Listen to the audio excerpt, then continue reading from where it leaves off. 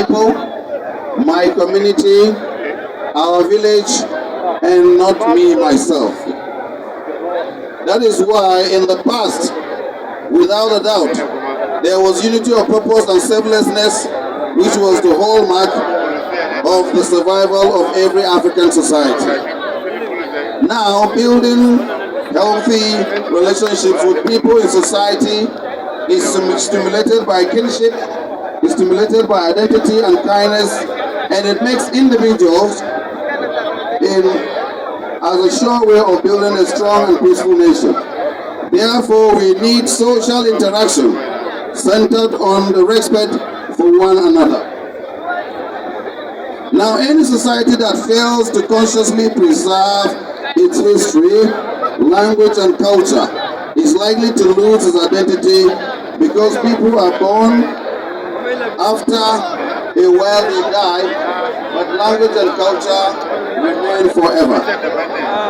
From my reading and interactions with many ethnic nationalities like the Zaar nation in Nigeria, if we do not take proactive measures, many groups, languages, cultures, and sense of the past could soon be lost. Accordingly, the annual celebration of Zaar is an essential wake-up call and a giant move to salvage the people, to help them remember the past. As the world develops, Your Excellencies, with the prospects for people to move from one place to another, sadly, there is a cloud of social anxieties which poses a threat to the building of societies where everyone feels integrated. One needs to imagine the technological inventions that the world has witnessed in the recent times. However, the necessities of social needs like acceptance, irrespective of one's origin or faith, have not improved. Accordingly, ethnic minorities like the Zaar, I believe, feel marginalized, with biases ranging from lack of admission to the causes of their choices in the state and in the nation and others. So the Zaar persons find it hard to become part of the new Nigerian community. Now, when we talk about social mobility, we are looking at how ethnic nationalities often view minorities narrowly. Now, it is very difficult for you as an ethnic minority to rise to become somebody in Nigeria. The reason is that the so-called big three, Hausa, Igbo, Yoruba, are everywhere. Now we are about to talk about 2023 elections. And the debate is whether somebody Yoruba should be the president or somebody Hausa or Fulani should be the president. But we've not been talking about who is the best candidate. And I think it is high time that we started to talk about who the best candidate is, irrespective of wherever they come from. Are there economic or job opportunities for Zaar people? The answer may be no. From my understanding, one of the most educated areas in Bauchi state would be Tafawa Balewa local government and Bogoro local government. And if they are the most educated areas, and the evidence is obvious, people didn't know much about you until they knew about Professor Bogoro. Now everywhere in the world, Bauchi State is known because of one academic. And there are other academics like that. The question is that where is their place in Bauchi State? You should be using resources that are ready, not because somebody comes from a particular ethnic group that they are denied their rights.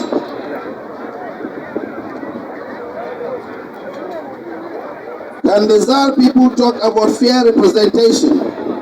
Are they represented in government? Do they have the number of commissioners commiserable to the number of their population? Your Excellency, if this is not the case, then there is a need for a redesign in Bauchi State government. Now I have listened to the conversations or the speech opening remarks by the Zaar, who happens to be a retired military officer, trained to defend the land, and he served the land from my understanding until he retired. Therefore, he is a senior citizen. Now, if you have a senior citizen as the Zaar elect, Your Excellency, and now I am directing it to the SSG, the wife of the governor, and the Honorable Commissioner of Local Government Chieftaincy Affairs, Why would you not establish and proclaim today Zaar chiefdom here and make the Gonzalo the first recognize him? Because you have somebody that you can trust, you have somebody that is not going to divide the land, and that is what we need in Nigeria. Should we allow this gentleman with the knowledge that he has gathered and he continues to lead in hiding? I therefore call on the government of Bauchi State, as you respect the emirate, you should respect the right to live by the Zaar people and declare their chiefdom today. The reason is, when you do this, you show fairness. In fact, Your Excellency, if you don't know, I'm from Southern Kaduna. I'm from the Middle Belt. The problem in the North today is this divide by somebody feeling because I'm a Christian, somebody because I'm a Muslim. We should have gone far beyond this time, because we have lived in this place, we have suffered in this place, we fought the civil war together, and we defended Nigeria. If you are truthful to us, then Zaar chiefdom should not exceed the next 1 month. Let's get the declaration and let it be.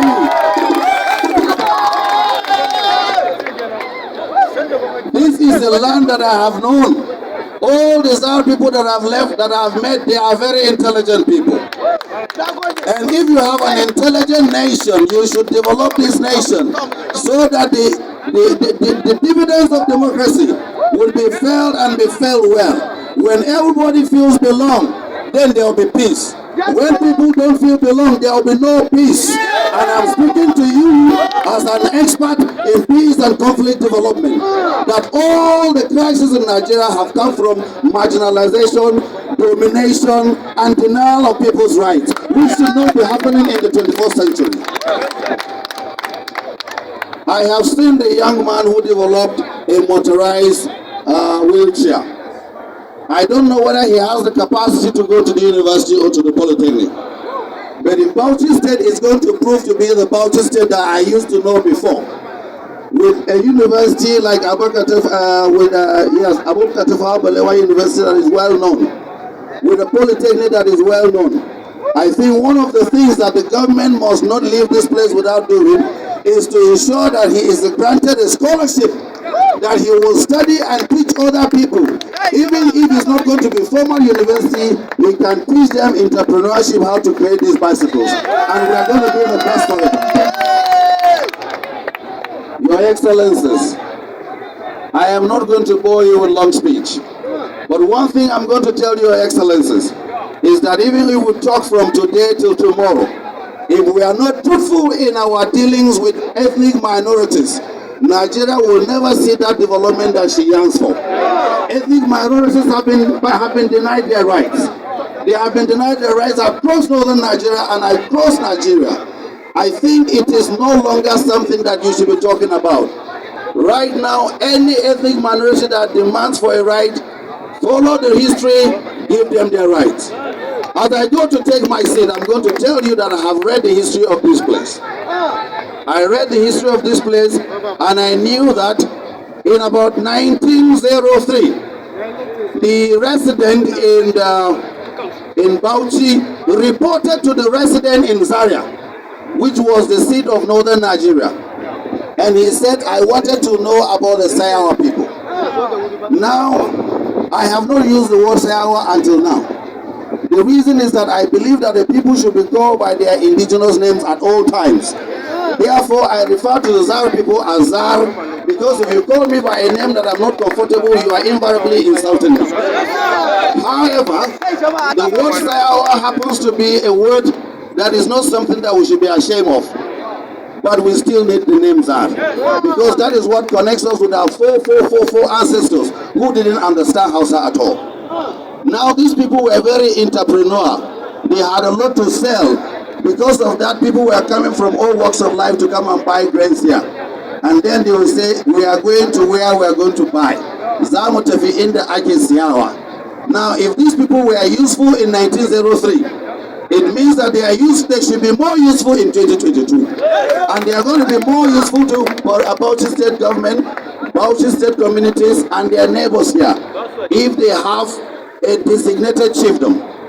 all the Zaar people in Nigeria, including the ones in Kaduna State whom we have taken to be our brothers, will feel a sense of belonging to your government. And that will change the story if it is the Kauram Bauchi who does that. And I pray that the representatives here will take this message to Kauram Bauchi, that a certain Kaduna man who knows the importance of having a chiefdom, because I come from the Nok culture, we are demanding that the Zaar people be recognized and their chiefdom be declared. Thank you very much, and God bless.